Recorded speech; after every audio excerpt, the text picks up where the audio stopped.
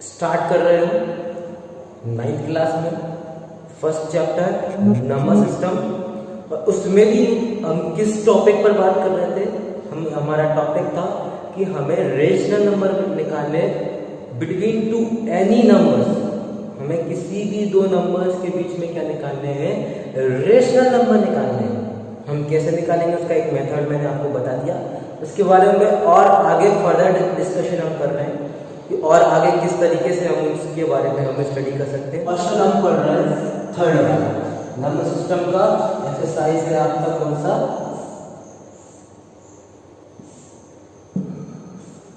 Exercise है 1.1। आपको उसका थर्ड क्वेश्चन में आपको बता रहा हूँ। कौन सा क्वेश्चन बता रहा हूँ? Third question. ये थोड़ा सा इंट्रोडक्शन मैंने आपको बता दिया था। क्वेश्चन नंबर थर्ड का सॉल्यूशन मैं आपको बता रहा हूँ। उसमें वही मेथड है, आपको रेशनल नंबर निकालना है between any two number.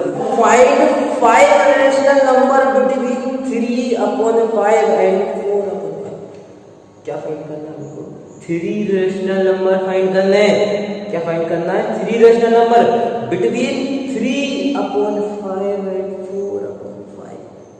Very कौन कौन से नंबर है?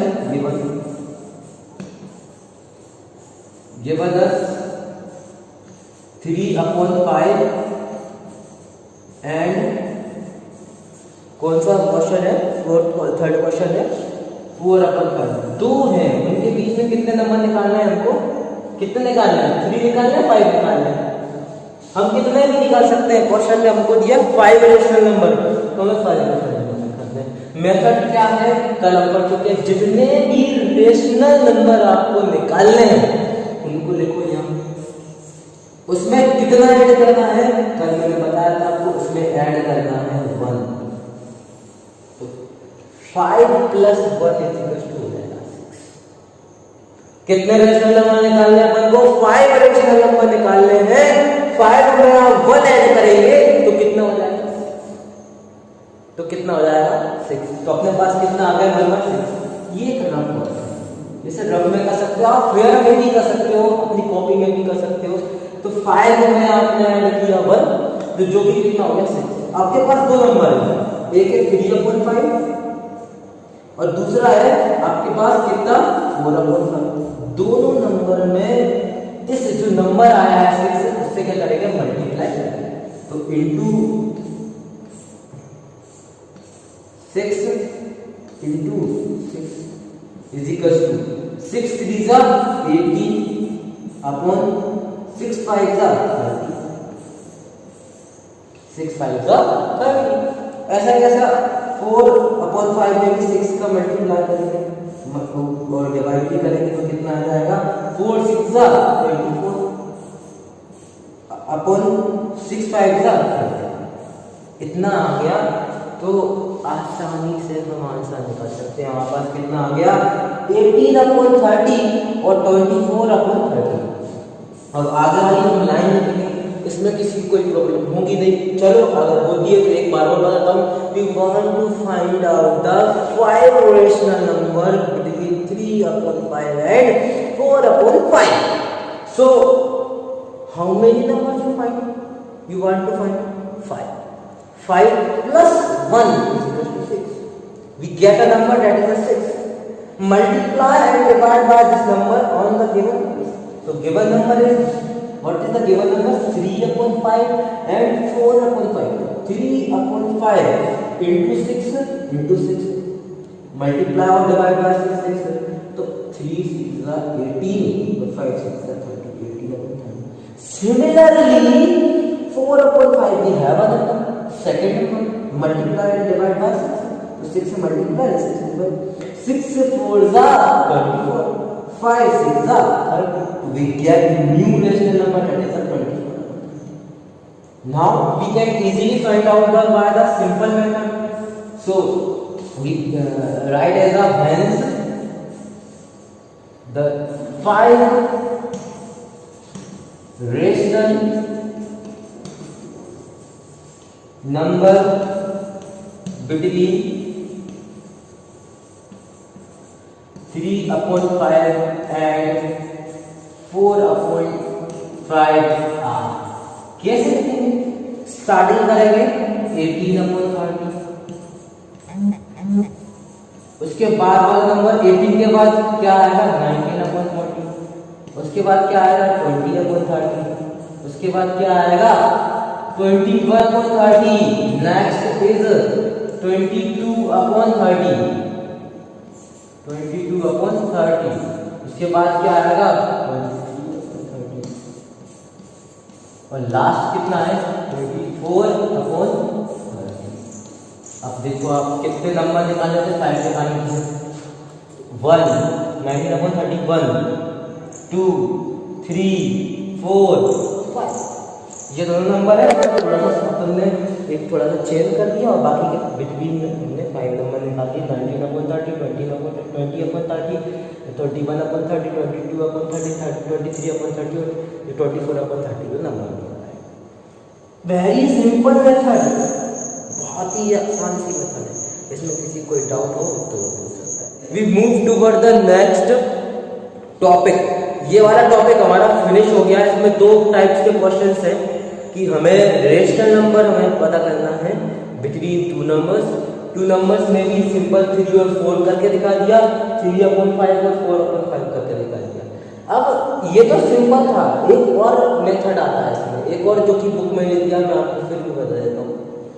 जैसे मान के चलो कि क्वेश्चन दे दिया कि आपके पास दो नंबर है 3/5 और 4/6 यानी कि 2/3।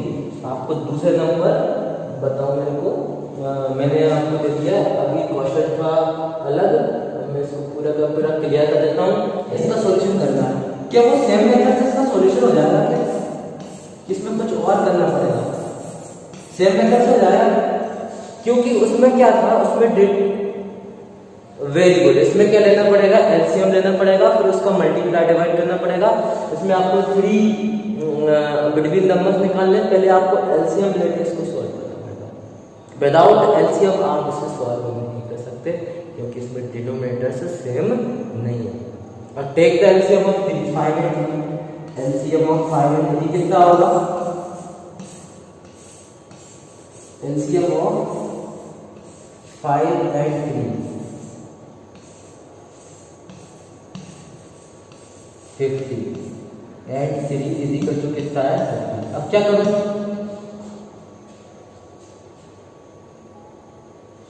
अब एलसीएम कितना आ गया 50।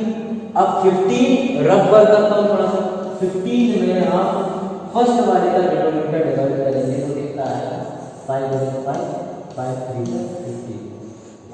नेक्स्ट नंबर इज 2/3, इसका डिनोमिनेटर कितना है, इसका डिनोमिनेटर है आपका 3, इसका डिनोमिनेटर कितना है 3 आपका, 3 से मल्टीप्लाई और डिवाइड करेंगे, ठीक है। तो मैं 3 से मल्टीप्लाई डिवाइड करूंगा, 3 से नहीं करेंगे, इसमें कैसे करेंगे, 15 अंक हमारा एलसीएम आया, हमारा एलसीएम कितना आया 50, डिवाइड करेंगे आप इससे 3, तो 3/3 3 5 अब 5 से मल्टीप्लाई और 5 से डिवाइड करेंगे, तो 5 से मल्टीप्लाई करेंगे और 5 से डिवाइड करेंगे, तो 2 5 10 और 3 5 50। यहाँ पर कोई नंबर आ गए, कौन कौन से नंबर आ गए,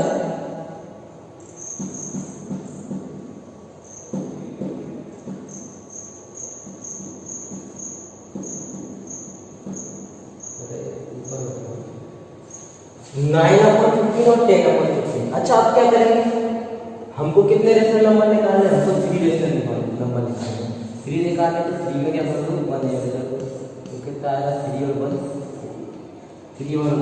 4।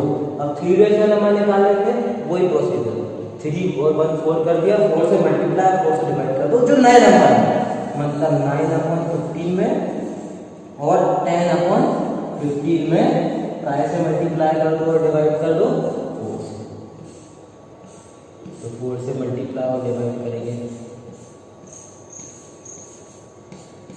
9 46 और 40 आ रहा है, इसके बीच में 3 आ जाएंगे, हाँ आ जाएंगे, इजीली आ जाएंगे, देखेंगे कैसे आएंगे, तो अपन लिखेंगे वो लाइन जो हमने पहले लिखी थी वो फिर से लिखेंगे, तो हम वो लिखने के बाद लिखेंगे क्या लिखेंगे 36/40 60, 37 upon 60, 38 upon 60 और 39 upon 60 and another is 40 upon 60. That three numbers is 37 upon 60, 38 upon 60, 39 upon 60. Any problem इसको निकालने में? ये दूसरे टाइप का क्वेश्चन है जो कि बुक में नहीं दिया है, बट इसे एलसीएम करके हम सॉल्व कर सकते हैं। हमने कुछ क्वेश्चन के बारे में डिस्कशन किया था कल, और आज हम दोबारा से कर रहे हैं, इसको क्लियर कर रहा हूँ। हाँ, पहला क्वेश्चन है every natural number is a whole number, is that true और false? Every natural number is a whole number, it is a true. Why it is a true? It is true because natural number started from 1. In the whole number, all number is available in the natural number. जो कि whole number में वो सारे number present होते हैं जो कि natural number में होते हैं. That's why reason every natural number is a whole number.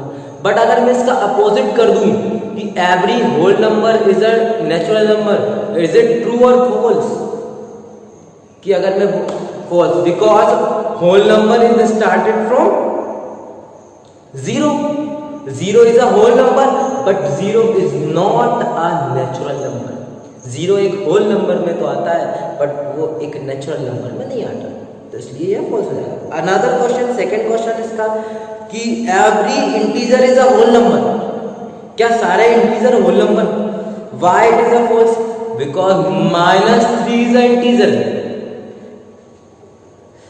-3 reason इसका क्या है? -1, -2, -3 इंटीजर्स होते हैं, मतलब इंटीजर्स जो होते हैं वो नेगेटिव हो सकते हैं, बट होल नंबर तो 0 से स्टार्ट होता है. It is not 0, it is not negative.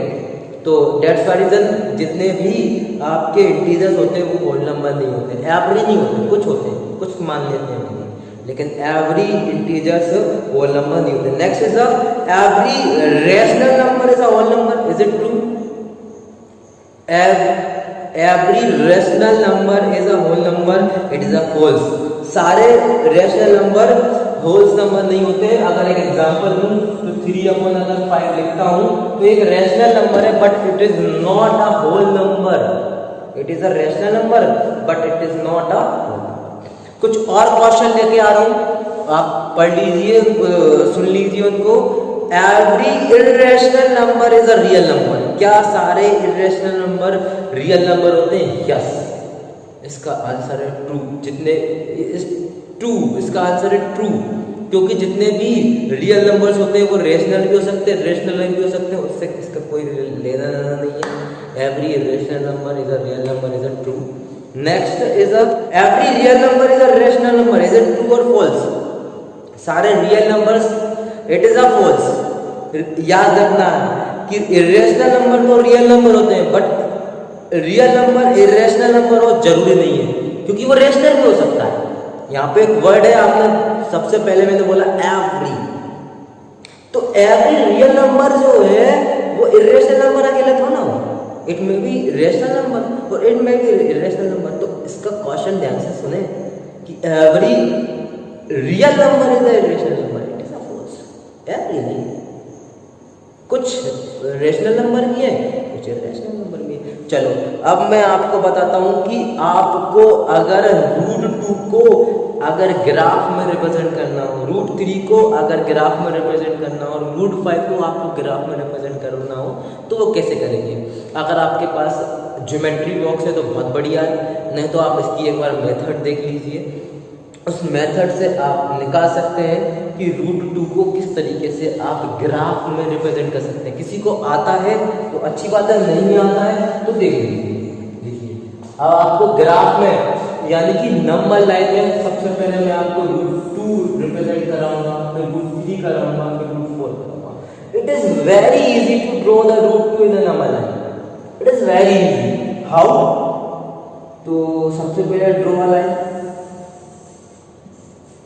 सबसे पहले हमने ड्रॉ कर दी एक लाइन. आफ्टर दैट हमने क्या किया?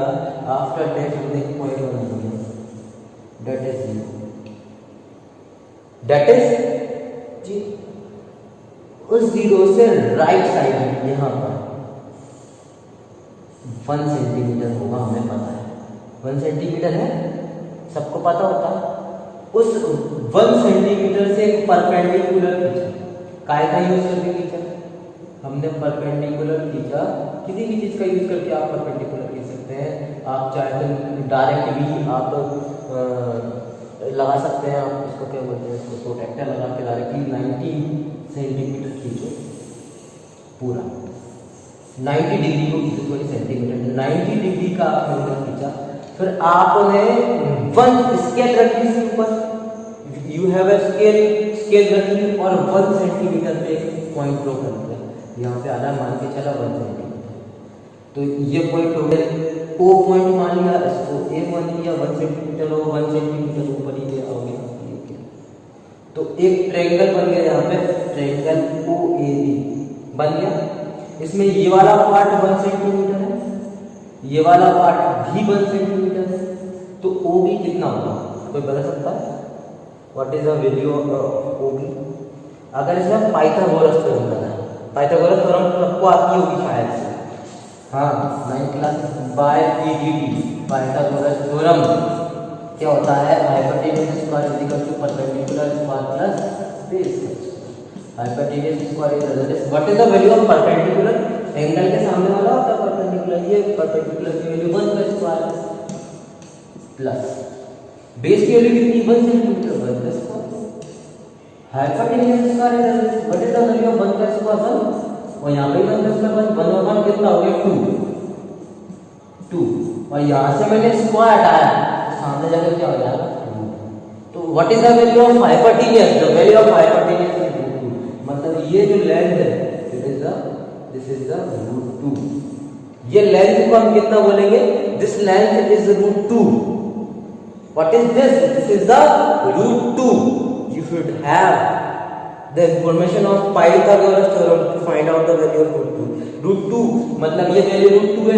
अगर मैं इसको ऐसा कैसा नीचे लिया हूं तो यहाँ से यहाँ तक की जो लेंथ होगी वो कितनी रहेगी? √2 की इक्वल हो जाएगी। तो मैंने क्या किया, यहाँ पे मेरा क्या रख दिया? प्रकार, यानी कि क्या बोलते हैं उसे, राउंडर रखकर इसको इस तरीके से, और यहाँ पे जैसे करके डॉट डॉट डॉट से घुमा दिया। यहाँ पर एक पॉइंट आ गया, इस पॉइंट को बोल दिया पॉइंट पी, उसको क्या बोल दिया? Point P. ओ से पी तक की जो डिस्टेंस है वो क्या रिप्रेजेंट कर रही है?